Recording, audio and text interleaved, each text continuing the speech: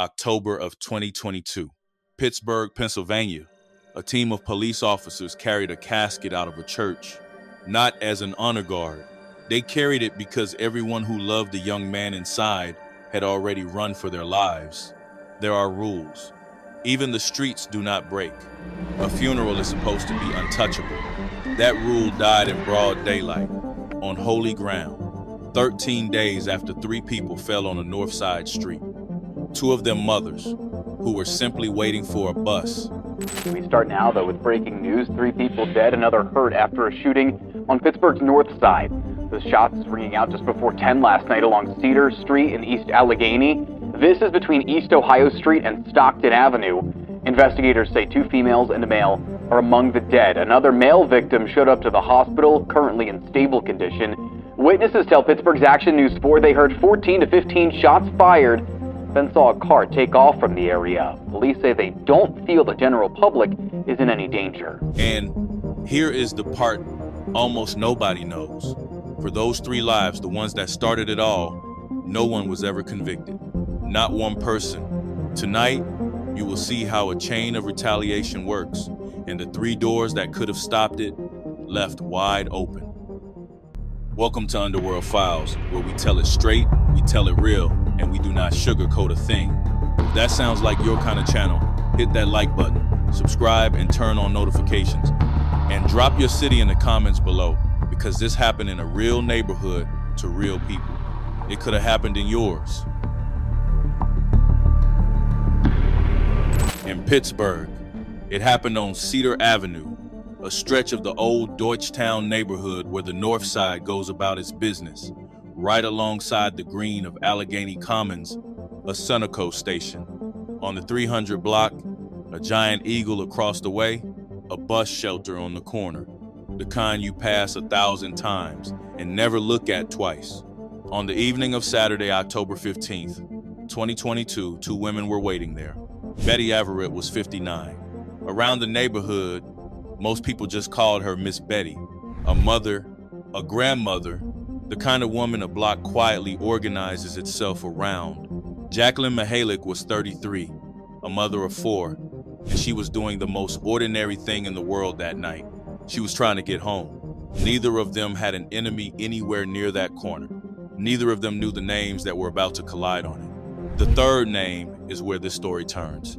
John James Hornazes Jr. was 20 years old, born and raised on the north side. And if you asked about him, you would hear about basketball first. He played power forward at Taylor Alderdice High School. Quick feet, loud laugh, most alive with the ball in his hands. By the accounts of those who loved him, the game gave him somewhere to belong. But John was not the worst person in the room, and he was not the best either. He was somewhere in the middle, like a lot of young men still deciding who they were going to be. And the streets around him had already started deciding for him. What block you claimed mattered, who you stood next to mattered more. By that October, John was standing inside a dispute over territory, the kind that spills into parties, into posts, into every chance run-in, the kind that never stays quiet for long. Word was. There had been words at a party not long before this night, a warning, the kind a young man should have taken seriously. None of them knew it, not the 2 women at the bus stop, not John, but 3 clocks had already started ticking, and all 3 were counting down to the same minute, 9:36 p.m. By accounts, the day before, John had posted a video online, laughing, his crew around him, a young man without a care in the world, and less than 24 hours left. At 9:36 the next evening, a Hyundai Tucson rolled into that Sunoco on Cedar Avenue. Samuel Pegues, 30, was behind the wheel. Sharon Troutman, 19, rode up front.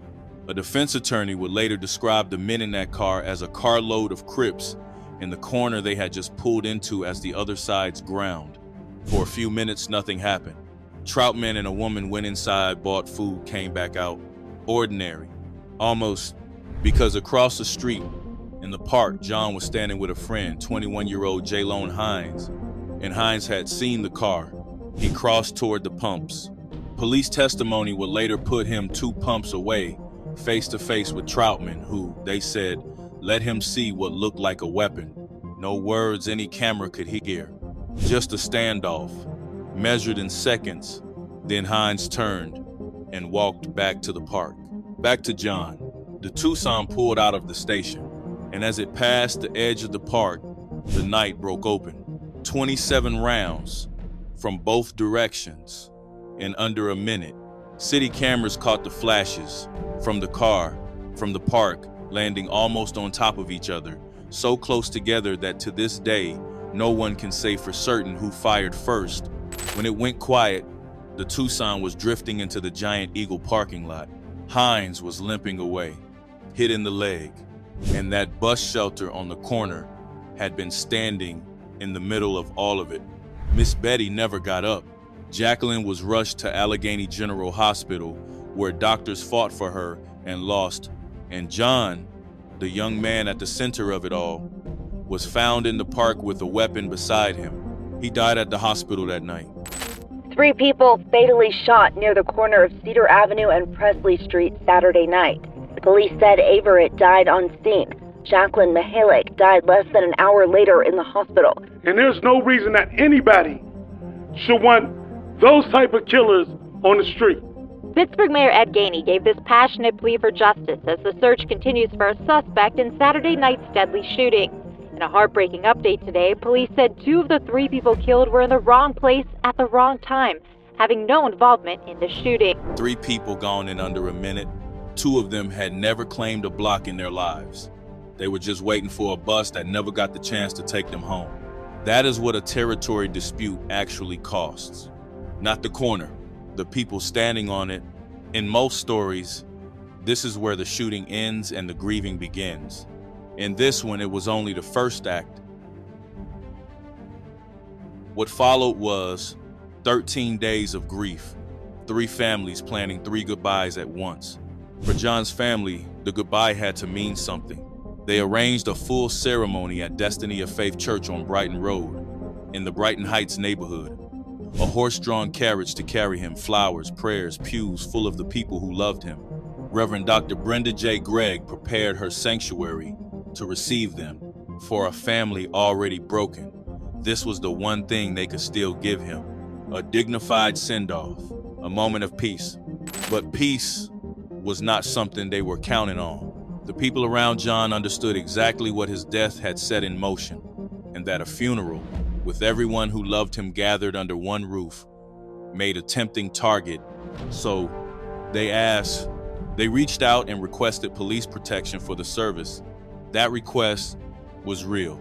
Pittsburgh police would later confirm it themselves. Nobody came, and the fear behind that request was not imagination. Around 12 hours before the funeral, on the night before, the quiet broke again. This time at an apartment building on Rhine Place in the Spring Hill neighborhood. 2 women and a man were hit. According to police sources, that one came from John's side of the feud. His people, striking back at their rivals, the chain was still moving, both directions now, and by morning, it was moving toward a church. On Friday, October 28th, 2022, the pews on Brighton Road began to fill. The carriage waited outside. The limousine idled at the curb. And in the alley behind Pittsburgh's Chicken and Fish, a restaurant just steps from the church, 2 figures were moving, dressed in all black, ski masks, gloves. They looked toward the building, the entrance, the corners. They were not mourners, and they were not passing through. They were studying the place where a grieving family had gathered. Then they slipped back into the alley. And for somewhere between 20 and 30 minutes, they watched. Nobody inside had any idea. The pastor opened her Bible. The service began, and outside, the 2 figures stepped out of the alley one last time. It was 3 minutes past noon. And from this moment on, everything happens in under 2 minutes. They crossed the street in the open, in the middle of the day. They walk right past the limousine idling at the curb, right past the carriage, and the horse standing patient in its harness, waiting to carry John to his final rest. One of them is holding a gun fitted with an extended magazine. Inside, Reverend Greg is speaking. Heads are bowed. Nobody sees them coming. Nobody human. Anyway, 2 cameras bolted to the outside of that church see everything, and they are recording every step, every second. As the first arm comes up, the city's shot spotter system catches it in real time. 5 rounds. A breath, then 15 more.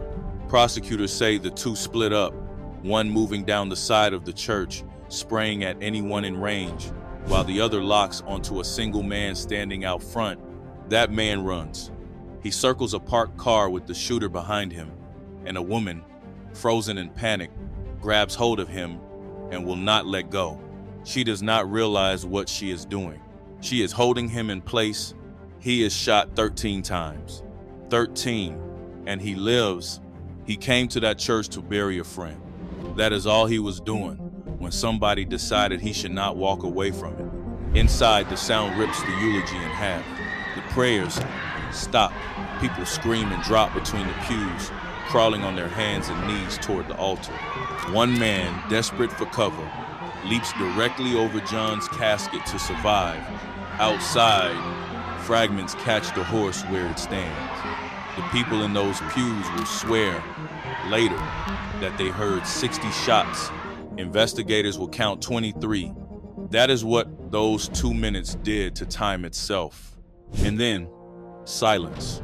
The 2 figures melt back into the alley behind the restaurant, and they are simply gone. What they leave behind is a battlefield dressed for a funeral. 6 people down, 5 of them hit, a 6th hurt scrambling for cover, 1 clinging to critical condition, sirens converging from every zone in the city. A sanctuary that a pastor spent days preparing as a place of peace turned into a crime scene in less time than it takes to sing a hymn. The mourners have scattered. The family has run for their lives. And in the middle of that empty sanctuary, John's casket just sits there because there is no one left to carry him. Mayor Ed Gainey will stand in front of this city and say he never could have imagined it, that we would shoot up holy ground. Holy ground. His words. You know, it's hard to stand here today. It is. I never thought we'd be in a situation where someone like Rev has done so much for the community, but see her church shot up at a funeral. Just never could imagine it. Never. That we would shoot up holy ground. That we would be here. Man, it's the community. But the 2 men who did this are still running, and they have about 6 hours left. Pause for 1 second. Have you ever walked into a place and felt the air shift? Known something was wrong before anything happened? Drop that in the comments, because nobody inside that church got even that much warning. And hit that like button and stay with me, because who did this is only half the story. The other half is every door that was left open for them. Because the same cameras that watched it happen were about to end it. Within minutes, investigators were pulling footage from every direction: the church, the businesses, the city poles, and one image kept surfacing: a Hyundai Elantra sliding up a nearby street moments after the shooting. Earlier footage from the McKees Rocks Bridge showed 2 masked figures inside that same car, wearing the same clothing the church cameras caught. Investigators traced the plate. It came back to a 19-year-old from McKees Rocks named Sean Davis, and the car was sitting half a block from his front door. At 5:40 that evening, officers watching the Elantra saw 2 people climb in: Davis and a 16-year-old named Hezekiah Nixon. 16. They moved in on the McKees Rocks Bridge. Nixon bolted and on the run hurled his gun over the railing into the river below. Davis dropped his on the roadway, and then word came over the radio: 2 in custody. Divers were reportedly sent into the river for the weapon Nixon threw away. Both men went to the Allegheny County Jail that night.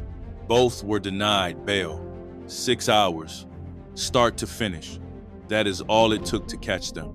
Now here is the part that should keep you up at night. It should never have taken 6 hours, because the doors that led to that church have been left open for months. Door number 1, Sean Davis was already a convicted man, an attempted assault at a downtown electronics store, and he had been on electronic home monitoring since April. In June, he violated that monitoring so many times that probation officers asked for an arrest warrant.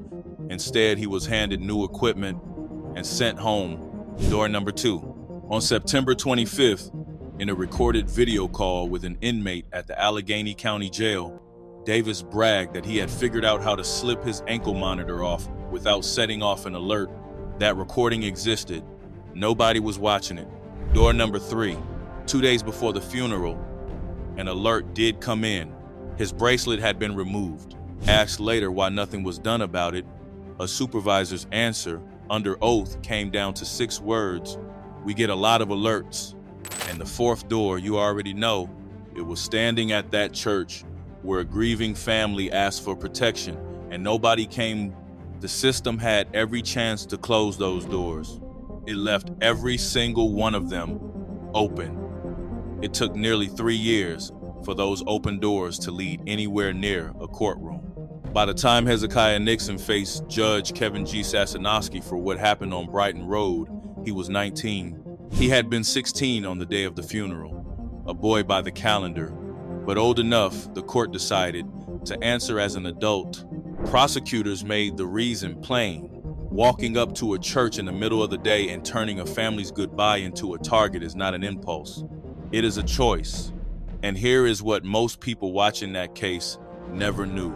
The funeral was not the first time Hezekiah Nixon had been part of something deadly. It was the 2nd time in 3 months. Back in August, a 40-year-old man named Stephon Drayton had lost his life in the California Kirkbride neighborhood, and Nixon pleaded guilty in that case too.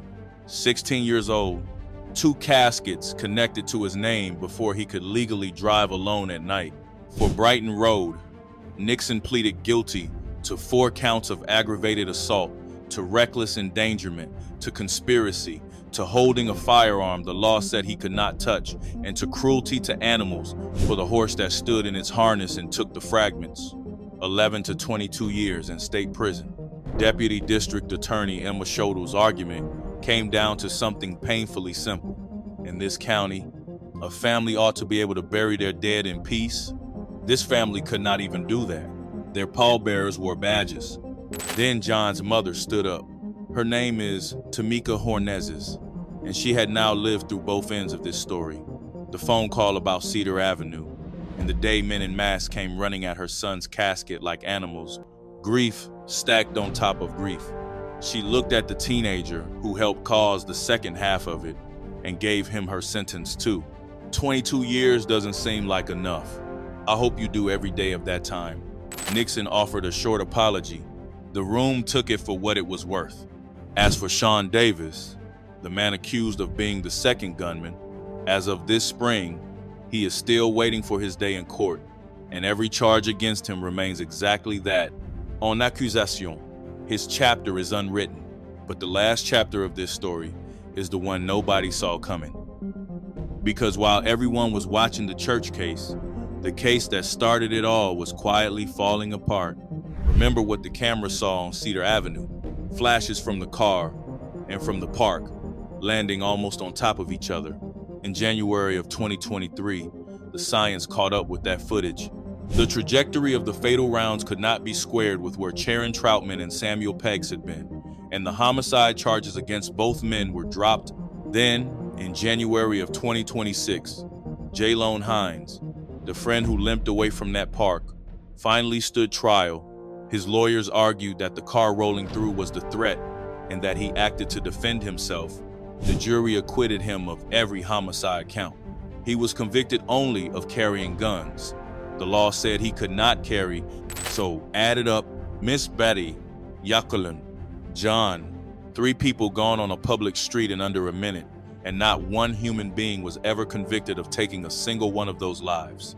Troutman took a plea, at least 8 years, for the guns and the danger, not for a death. Peggy stepped out from under the worst of it years earlier. Hines walked out answering only for the medal he carried. Jacqueline's mother sat through all 8 days of that trial. She watched body camera footage of an officer kneeling over her daughter trying to keep her here. In her eyes, one man took a deal and the other simply walked. When both sides of a street decide to settle it, and the only innocent people are the ones who fall, what is justice supposed to look like? The law has its answer. It is just not one a mother can carry home. Look at the whole chain one more time. A car pulls into the wrong gas station. 27 rounds. Answer it. A funeral is held for one of the fallen, and 23 rounds answer that every link in this chain was somebody's reply to the link before it. And the people who paid the most, Miss Betty, Jacqueline, 4 children without a mother without her son, never got a say in any of it. Which brings us back to where we started, a church on Brighton Road, an empty sanctuary, a team of police officers lifting a casket because everyone who loved John Hornezes Jr. had already run. When even a funeral needs protection and does not get it, the question is not who fired. It is who was supposed to be standing at the door. Tell me in the comments, if you had been inside that church, what would you have done? And what do you think it would actually take to break a chain like this one? Hit that like button, subscribe, and turn on your notifications, because the next file on this channel is another chain just like it. We tell it straight. We tell it real. See you in the next one.